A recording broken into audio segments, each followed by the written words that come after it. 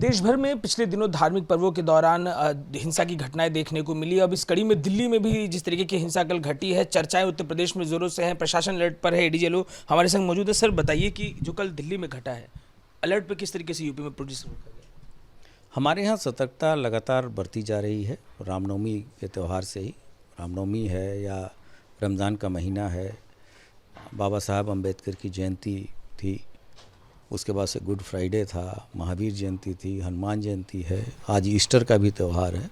इन सभी चीज़ों को लेके पहले से ही तैयारियां की गई थी और कल की जो ये दुर्भाग्यपूर्ण घटना दिल्ली में हुई है, उसके बाद से और सतर्कता बरतने के निर्देश दिए गए हैं। हमारे वरिष्ठ अधिकारी लगातार भ्रमणशील हैं और हम लोग अफवाहों का दौर न चले, इसके लिए सोशल मीडिया इत्यादि पे भी प्रॉपर मॉनिटरिंग कर रहे हैं, उस पर सतर्क दृष्टि रख रहे हैं। सर सोशल मीडिया की बात हम कर रहे हैं, पर क्या कुछ खास पॉकेट्स हैं उत्तर प्रदेश में सर, जहां पर पहले भी हिस्ट्री रही हो हिंसा की? कल जिस तरीके से घटा है तो ये चर्चा चली कि बहुत प्रमुख माहौल बना हुआ है, तो कोई खास पॉकेट पे भी ध्यान दिया है आपने? टीमें अलर्ट की गई हैं?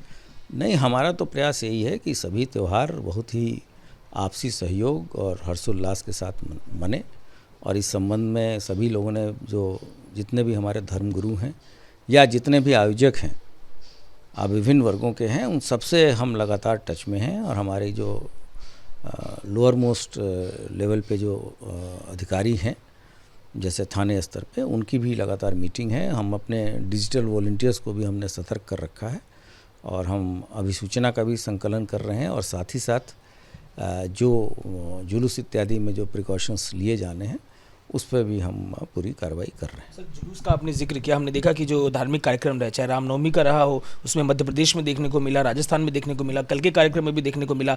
कानपुर में एक बड़ा कार्यक्रम है हिंदू परिषद का, ऐसे और भी कुछ कार्यक्रम हैं। इनको लेकर कोई विशेष सर तैयारी की गई हो, पुलिस बल लगाया गया हो अलग तरीके से?